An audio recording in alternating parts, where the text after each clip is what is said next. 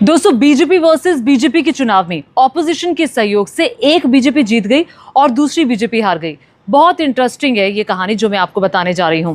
मोदी युग की पहले वाली बीजेपी ने ना मोदी युग की बीजेपी को हरा दिया है। जी हाँ, बिल्कुल ठीक सुन रहे हैं आप। और ऑपोजिशन के सहयोग से हराया है। ऑपोजिशन भी खुश हो गया है कि चलिए हमारे सहयोग से हमने किसी को तो हरा दिया। अब कहानी बहुत इंटरेस्टिंग है।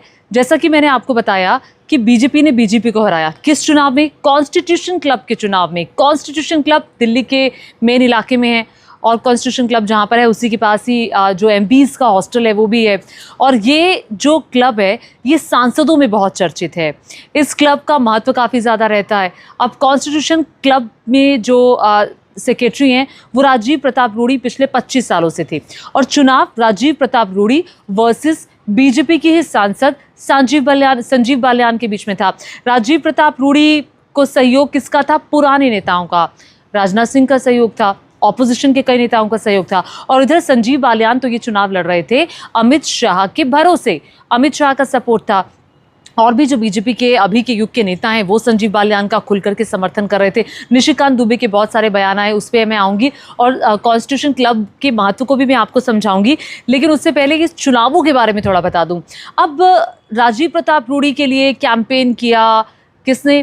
खुद उत्तर प्रदेश के मुख्यमंत्री योगी आदित्यनाथ आए। ऑपोजिशन के लीडर्स जो थे, खुद राहुल गांधी ने पूछा राजीव प्रताप रूड़ी से। एक बार वो पार्लियामेंट के बाहर आ रहे थे और राहुल गांधी अंदर जा रहे थे, ये तस्वीर सामने आई थी। तो हेलो हाय हुई और फिर राहुल गांधी ने पूछा are you contesting club election? तो उन्होंने बोला जी हाँ जी। तो उन्होंने कहा ओके डोंट वरी। तो तभी ये तय हो गया था कि राजीव प्रताप रूड़ी को राहुल गांधी का सपोर्ट मिल गया और वो जीतने वाले, और ये जीत पक्की हो ही गई थी उस दिन, ऐसा जानकार कहते हैं। अब यहाँ पर संजीव बालियान थे। संजीव बालियान के समर्थन में अमित शाह कैंपेन कर रहे थे। अभी के जो मौजूदा नेता है वो कैंपेन कर रहे थे। निशिकांत दुबे तो खुल करके बोल रहे थे भाई 25 साल से इलेक्शन नहीं हुआ, अब परिवर्तन होगा, परिवर्तन होना चाहिए, क्योंकि ये जो क्लब है ये IAS IPS IFS और दलालों का क्लब बन चुका है। इस तरह के आरोप वो लगा रहे थे। अब ये बीजेपी हारी, वो बीजेपी हारी, ये आपको एक सिर्फ क्लब का चुनाव लगता होगा। ये क्लब से भी ज़्यादा बहुत महत्व है इस चुनाव में जीत और हार का रखना अपने आप में। अब सबसे पहले जब चुनाव शुरू हुआ तो सोनिया गांधी गई वोटिंग करने के लिए और ऑपोजिशन के ज़्यादातर नेता गए। इधर खुद अमित शाह वोट करने के लिए गए, JP नड्डा गए, मल्लिकार्जुन खड़गे कांग्रेस पार्टी की तरफ से गए। मतलब एक ऐसा चुनाव जिसमें काफ़ी सारे सांसद पहुंचे और कुछ बैलेट पेपर से भी चुनाव हुआ। 463 वोट राजीव प्रताप रूड़ी के समर्थन में पड़े और 280 वोट जो थे वो संजीव बालियान के समर्थन में पड़े। अब कहा यह जा रहा है कि अमित शाह की लॉबी की ये बड़ी हार है। और क्या ये एक संकेत भी है अमित शाह के लिए या फिर मौजूदा दौर की बीजेपी के लिए, जो सवाल खड़े हो रहे हैं? क्योंकि संजीव बालियान एक ऐसे व्यक्ति हैं जो अपने भरोसे नहीं, जो अमित शाह के भरोसे चुनाव लड़ रहे थे।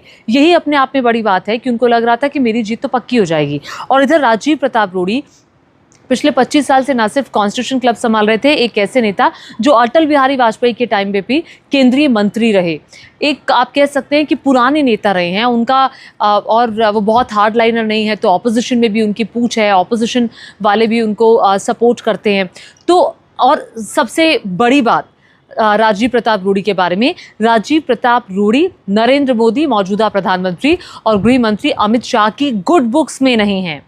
इसका भी साथ उनको मिला क्योंकि ऑपोजिशन एक ऐसे ही लीडर को चाहता था जो उस लॉबी का ना हो, और राजीव प्रताप रूड़ी उस लॉबी के नहीं हैं।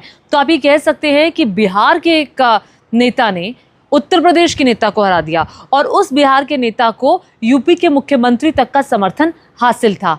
यानी कि योगी आदित्यनाथ खुद राजीव प्रताप रूड़ी के लिए कैंपेन करने आए। एक राजपूत लॉबी की भी एक अपनी कहानी है। राजीव प्रताप रूड़ी राजपूत हैं और आप सभी जानते हैं क्षत्रिय समुदाय से खुद मुख्यमंत्री योगी आदित्यनाथ भी आते हैं। अब देखिए, सोनिया गांधी जब सबसे पहले वोट करने के लिए पहुंची तो एक किस्म से ये एक संकेत चला गया था कि जो ऑपोजिशन है वो राजीव प्रताप रूड़ी के समर्थन में आ गया है।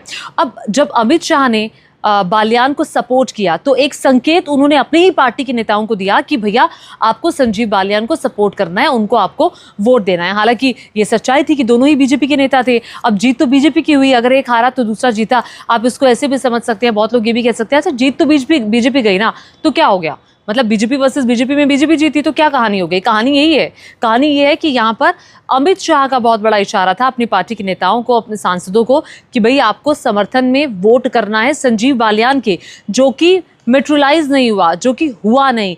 ये चुनाव भले ही सीमित वोटरों वाला चुनाव था, लेकिन इशारा इस चुनाव का बहुत बड़ा गया कि आप ये कह सकते हैं कि क्या मौजूदा दौर की बीजेपी जो है ये कहीं ना कहीं कमज़ोर पड़ रही है, या कुछ जो प्रभाव था वो कम पड़ता हुआ नज़र आ रहा है।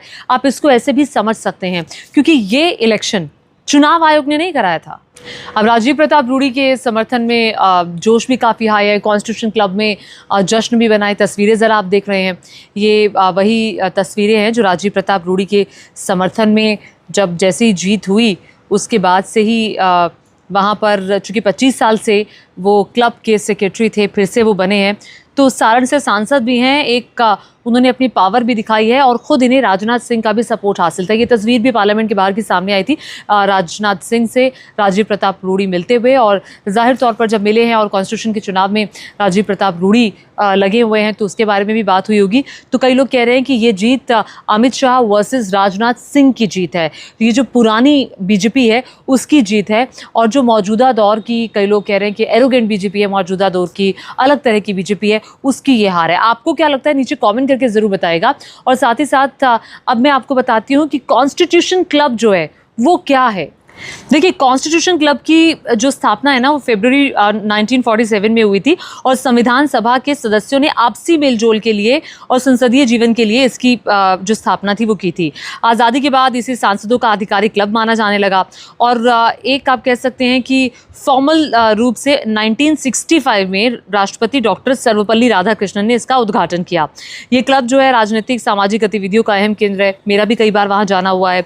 वहाँ पर कई सारी प्रेस कॉन्फ्रेंसेस होती हैं, कुछ कार्यक्रम होते हैं पत्रकारिता से जुड़े हुए भी, कुछ कल्चरल प्रोग्राम्स होते हैं, एग्जीबिशंस होती हैं, खेल गतिविधियां वहाँ होती हैं।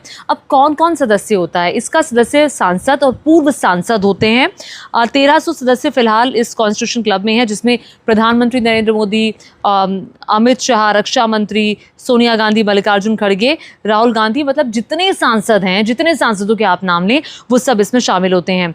अब कॉन्स्टिट्यूशन क्लब के बारे में कहा जाता है जो इसका चुनाव होता है वो दलीय राजनीति से ऊपर होता है। अब राजीव प्रताप रूडी को भी समर्थन जो मिला वो ऑपोजिशन ने सपोर्ट किया। ये बीजेपी के पैनल में कांग्रेस के दीपेंद्र सिंह हुड्डा भी हैं। तो वोटिंग में क्षेत्रीय और व्यक्तिगत समीकरण यहाँ पर ज़्यादा हावी रहते हैं कि किसका किस व्यक्ति से रेपो बहुत अच्छा है। तो जो राजीव प्रताप रूडी को भी समर्थन मिला ऑपोजिशन के नेताओं का, ये वैसा वाला चुनाव नहीं है कि भैया ये बीजेपी का कैंडिडेट, ये कांग्रेस पार्टी का बीजेपी के नेता, लेकिन आपका खुद का जो रेपो है वो दूसरे नेताओं के साथ कैसा है, व्यवहार कैसा है, ये उस पर निर्भर करता है कि आपको कितने वोट मिलेंगे और कौन लोग आपको वोट देंगे। तो एक वरिष्ठ पत्रकार हैं नरेंद्र नाथ मिश्रा, वो लिख रहे हैं कि लोकसभा चुनाव से कम बड़ी जीत नहीं है ये राजीव प्रताप रूडी के लिए, खास करके तब जब निशिकांत दुबे के नेतृत्व में एक बड़ा वर्ग खुल करके समर्थन कर रहा था, और समर्थन कर रहा था बालियान का। इसमें मीडिया का भी एक वर्ग था। निशिकांत दुबे ने कल भी बहुत संगीन आरोप लगाए थे रूडी पर। उन्होंने कहा था कि कॉन्स्टिट्यूशन क्लब में 25 साल से कोई पूछ ही नहीं है, और कभी चुनाव भी नहीं हुआ क्लब का। IAS IPS लॉबी है, पायलट्स की लॉबी है, दलालों की लॉबी, बिजनेस वालों की लॉबी है जो यहाँ पर आती है, उसकी गरिमा वापस लौट रही है, और अब परिवर्तन चाहते हैं। परिवर्तन संजीव बालियान ही कराएंगे। और हमने देखा भी कि बीजेपी के जो बड़े बड़े नेता थे वो भी संजीव बालियान के समर्थन में वोट करने के लिए आए, और कहा यही जाता है कि जो टॉप लीडरशिप थी बीजेपी की वो संजीव बालियान का समर्थन खुल करके कर रही थी। तो देखिए, तमाम ताकतों के लगने के बावजूद राजीव प्रताप रूडी की ये जीत बहुत मायने रखती है, और ये क्या तय होगा फ्यूचर के लिए कि राजीव प्रताप रूडी, जो कि अटल बिहारी वाजपेयी के टाइम पे भी कैबिनेट मिनिस्टर रहे और एक बड़े खांटी राजनीतिज्ञ के रूप में जाने जाते हैं, तो क्या कुछ बदलाव होगा? जो अभी वाली बीजेपी है उनकी गुड बुक्स में क्या वो आ पाएंगे? क्या उनको कोई बड़ा पद मिलेगा? हालांकि इसकी संभावना ना के बराबर है, लेकिन फिर भी आपको क्या लगता है कि ये जीत राजीव प्रताप रूडी की क्या कहती है? नीचे कमेंट करके ज़रूर बताइएगा। धन्यवाद।